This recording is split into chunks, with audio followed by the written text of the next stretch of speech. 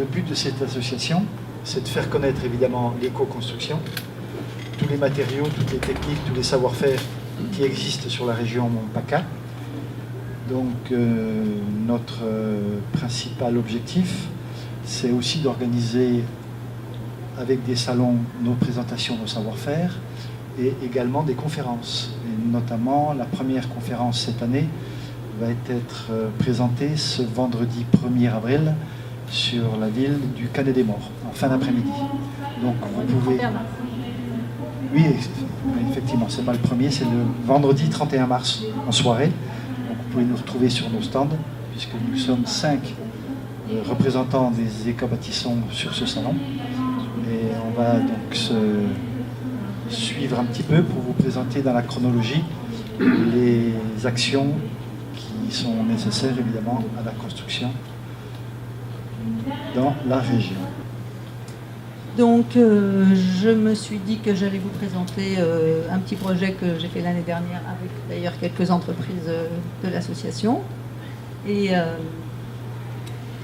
donc voilà, j'ai pris juste 10 photos qui représentent un petit peu, à peu près une fois par mois, l'avancée. Et c'est une maison donc à Carqueiranne, au bord de la mer, qui avait un terrain un peu compliqué parce qu'il était plutôt est-ouest, très en longueur. Et même sur cette petite largeur de bande de terrain, ils avaient 3 niveaux de restanques différents.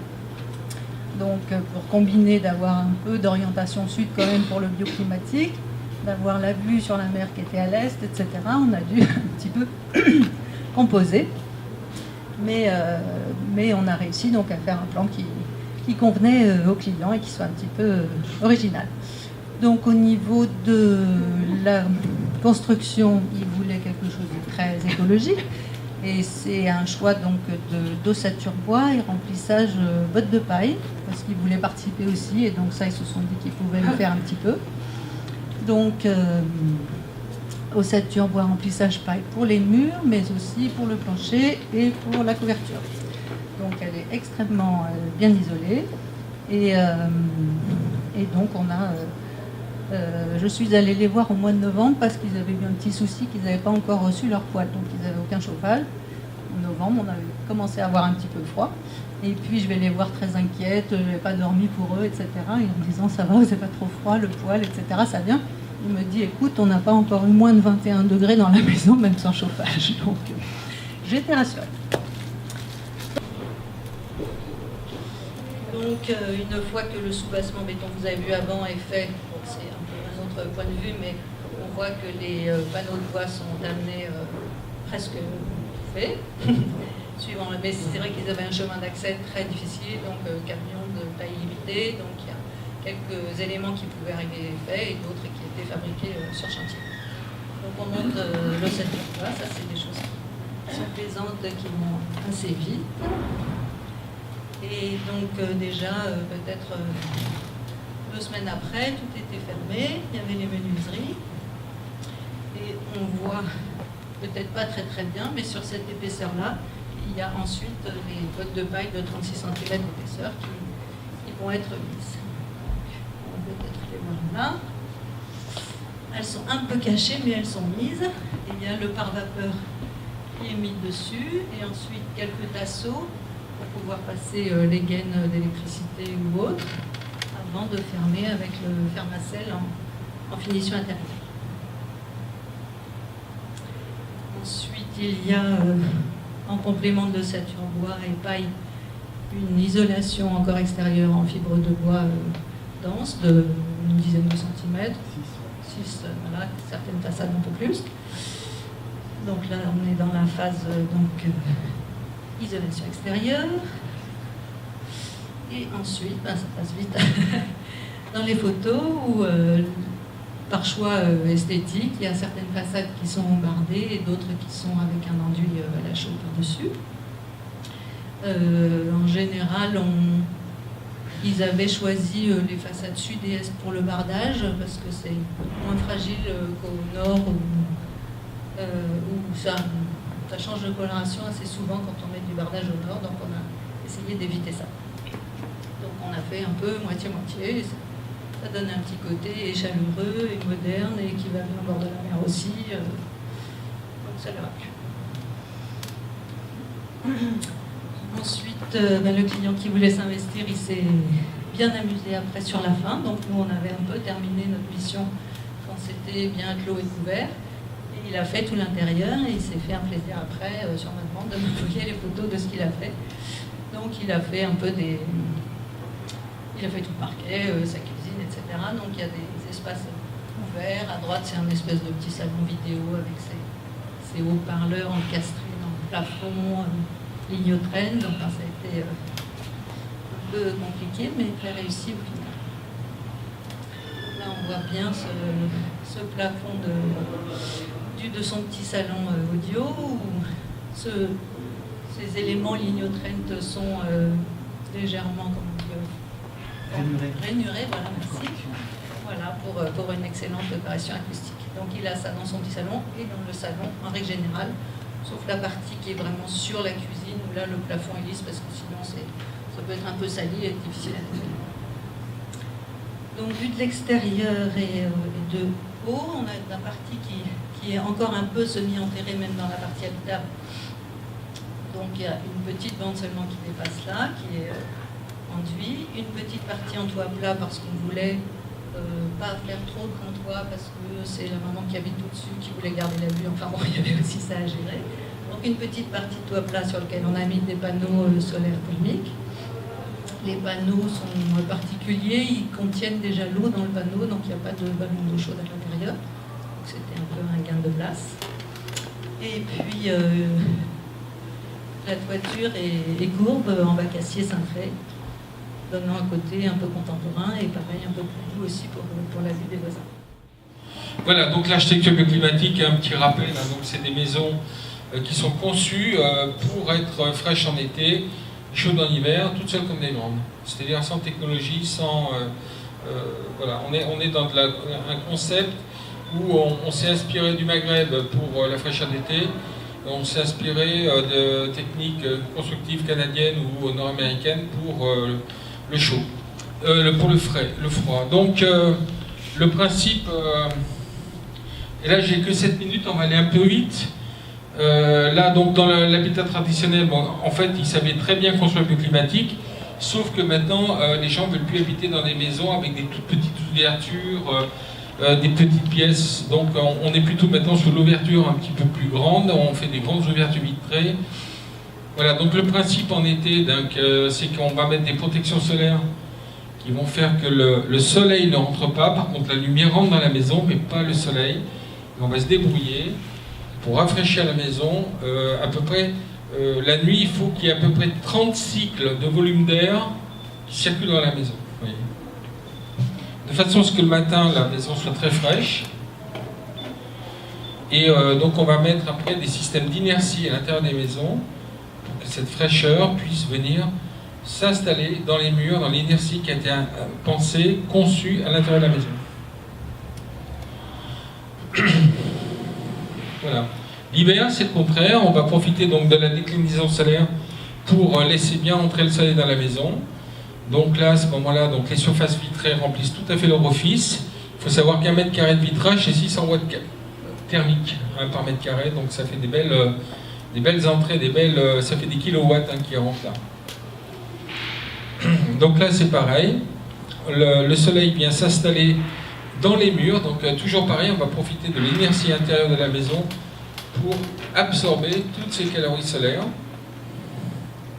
On va faire des maisons très isolées à l'extérieur pour se protéger du froid, et à l'intérieur on va profiter de l'inertie qui va redistribuer donc cette chaleur tout le long de la nuit. Il faut que vous sachiez qu'actuellement on est à peu près à 1 € pour la partie chauffage, on est à peu près à 1 € mètre carré an. Pour vous dire à peu près ce que ça devient pour nous le poste chauffage, quoi. Voilà quelques-unes de nos réalisations. Alors, ça c'est une réalisation à Seillan. Donc ça c'est une de nos plus vieilles réalisations, hein. Elle a 18 ans maintenant. Donc à l'époque elle n'était même pas qualifiée BBC.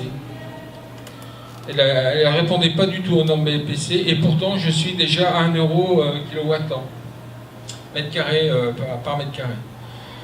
Voilà, donc je suis un petit peu plus.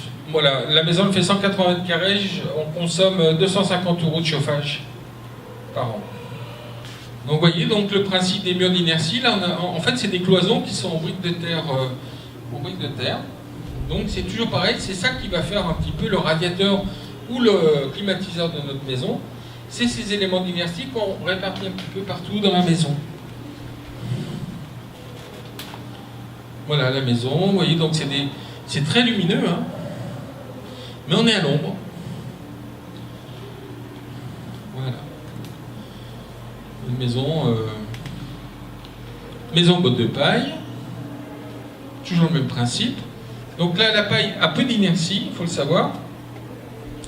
Donc nous, on a fait 2 grands murs de refend en briques de terre au milieu. Donc c'est eux qui font les régulateurs thermiques. Donc toute la façade devant, là, elle est vitrée. Autour, est, ouest, nord, c'est de la botte de paille très isolante.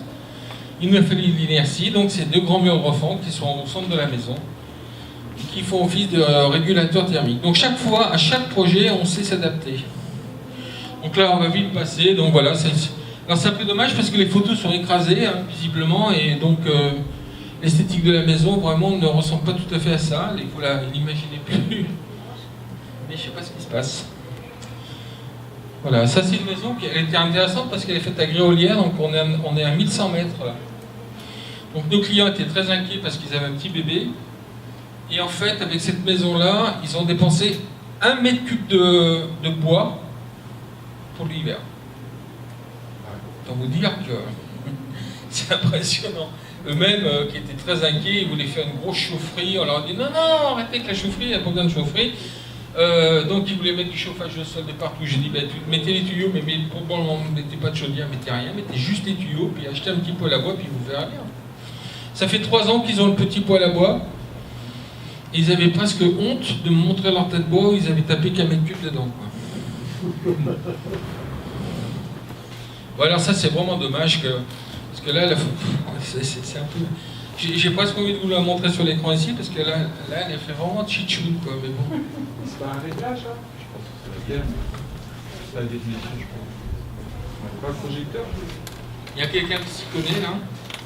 Parce que là, vraiment, là je suis un peu... c'est pas dommage, là, mais bon. Attendez, je regarde. Bon, ben voilà, allez, on y va. Bon, ben voilà, ça c'est une maison de 110 mètres carrés sur pilotis, au Saturbois. Ça c'est une maison qui a été faite par Monsieur Bayeul, donc voilà, c'est une maison qu'on lui a dessinée. Vous avez dû avoir la présentation juste avant en chambre. Voilà, Monsieur Bayeul avec son épouse.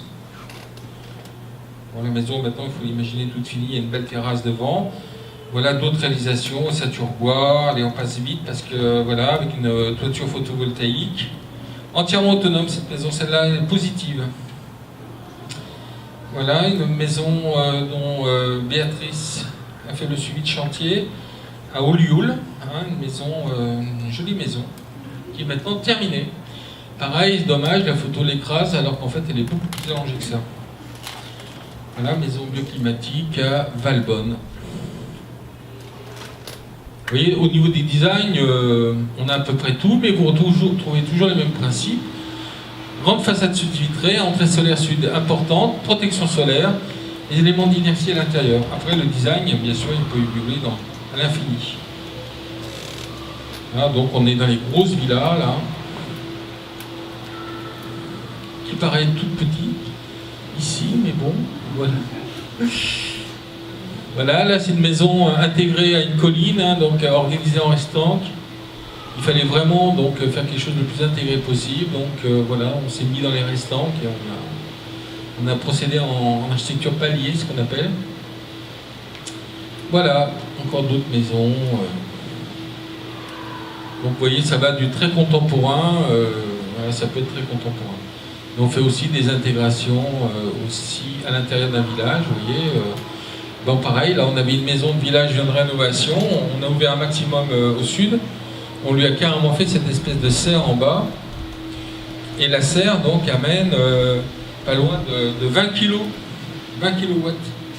de thermique pour l'ensemble du bâti, donc on a mis des circulations d'air et de free cooling pour que cette chaleur puisse se répartir dans l'ensemble de l'immeuble. Lui, pareil, le mode chauffage, c'est une misère parce qu'il paye. Voilà, pareil, une rénovation. Est-ce qu'on voit l'ancien? Non, on voit aussi l'ancien était là. Vous voyez, donc une terrasse assez classique.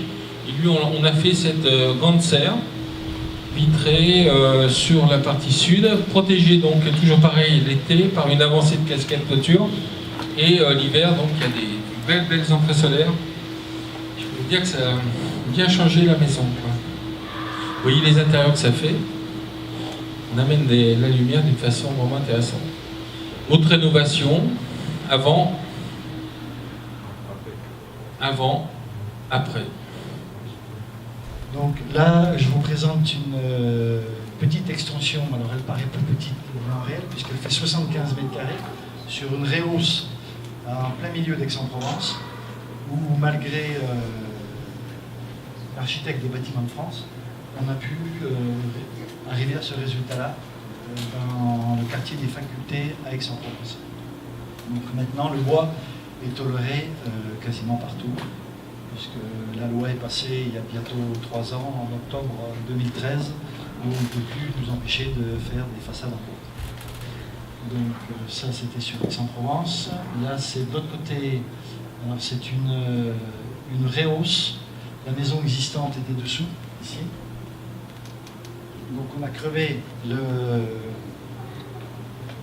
la toiture pour faire une rehausse de 75 mètres carrés, donc avec un cabinet d'architecte aixois, et on a transformé la maison qui était, on va dire, en néo-provençal en quelque chose d'un peu plus contemporain. Donc là, on était avec un système allemand qui s'appelle Lignotren, où on a de la construction bois, donc tous les murs sont en bois massif, préassemblés en usine, et l'isolation est exclusivement par l'extérieur. Donc là, on avait 24 cm d'isolation en fibre de bois à l'extérieur, qui était fixé donc avec des chevilles et grandes vis qui vont chercher à travers l'isolant, sur lesquelles on applique un enduit à la taloche en 3 couches. Et le reste, c'est simplement de l'habillage en zinc pour des raisons esthétiques. Là, c'est pareil, c'est la même technique. Alors là, vous voyez la construction bois avant qu'elle soit isolée. C'est une maison un petit peu particulière qui est à Rousset, au pied de la Sainte-Victoire, la montagne Sainte-Victoire que vous avez percevée là, donc en pleine campagne. Le client était un adepte de trek au Népal, donc il voulait se faire une maison avec double toiture carrée. Je ne cache pas qu'il s'est un petit peu bagarré avec la mairie, et au bout de 3 ans, il a eu son permis de construire. Et vous voyez comme il l'a fini. Alors la photo est un petit peu fantaisiste évidemment. La maison n'est pas courbe, c'est la caméra GoPro qui fait des courbes en 360. Et il l'a rhabillé totalement en pierre. Donc là, l'inertie. Alors il l'a rhabillé en pierre tout simplement parce qu'il est sur un terrain où il avait des tonnes de pierre. Il a trouvé un tailleur de pierre qui a bien voulu passer 3 mois rien que pour habiller les 200 mètres carrés habitables de sa maison. Là, on est dans une configuration plus traditionnelle, c'est ce qu'on appelle l'ossature bois, qui représente aujourd'hui à peu près 85% de la construction en France. Donc, c'est un assemblage d'ossature verticale avec un panneau de contre-ventement, avec l'isolant qui est dans l'épaisseur des murs. Donc, maison avec un étage. Et puis là, encore pareil, discussion entre une mairie qui voulait une toiture à 4 pans et des clients qui ne voulaient pas voir leur toiture. Donc on n'a rien trouvé de mieux que de faire des acrotères qui remontent, qui cachent un égout en bas de pente. Ça fait que quand ils tournent autour de leur terrain, ils ne voient pas leur toiture. Ils ont l'impression d'avoir une maison toiture terrasse. C'est très tendance. On ne s'ennuie pas. Donc on a fait plaisir à la mairie parce qu'il y a des tuiles et les clients ne voient pas les tuiles de leur maison. Aller chercher la cohérence, nous sommes en France, on ne s'ennuie pas. Là, ce sont des bureaux système particulier où c'est une maison sans placoplâtre. En fait, ce n'est pas une maison, ce sont des bureaux où l'intérieur des murs est déjà préhabillé en bois fini, sans nœuds, de très belle qualité, et vous retrouvez un plafond que vous avez entreaperçu dans la maison de Carqueran, un plafond en correction acoustique.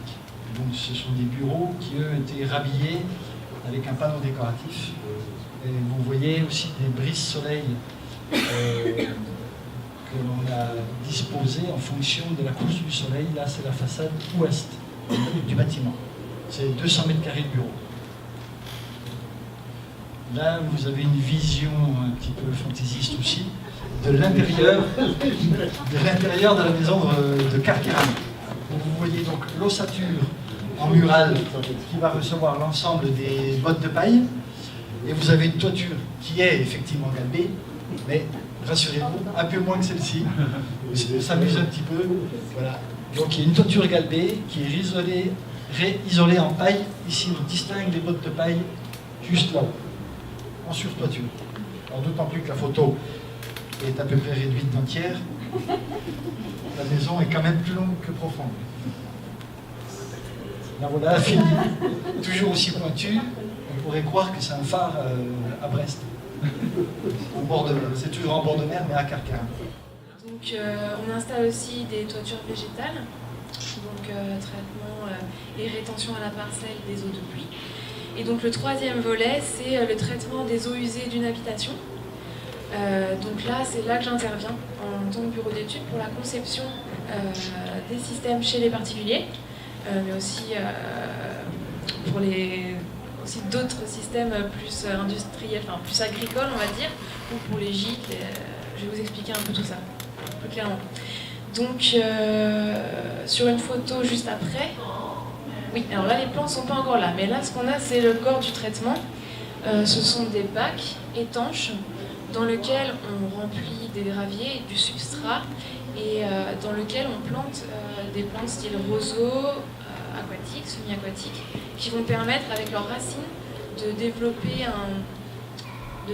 une rhizosphère, c'est ce qu'on appelle, donc un ensemble entre les racines et la biomasse bactérienne contenue dans le substrat. Et c'est ça qui va permettre de grignoter toute la matière organique et donc de consommer les pollutions pour rejeter une eau traitée dans votre parcelle. Donc ça s'appelle la phytoépuration. Donc on a un système avec 2 étages, avec les plantes qu'on retrouve un peu dans les bassins de piscine, qu'on installe chez les particuliers. On pourra en parler plus en détail, mais globalement, c'est un système agréé. Donc on se charge d'aller de réaliser les études chez les particuliers, de présenter les dossiers au service public d'assainissement collectif pour qu'ils le valident. Et derrière, il y a un désherbage manuel des plantes. Voilà, on regarde est-ce qu'il n'y a pas un ligneux qui s'installe dans les filtres, est-ce qu'il n'y a pas une mauvaise herbe. Et puis derrière, c'est la nature qui se charge de traiter vos eaux, quoi.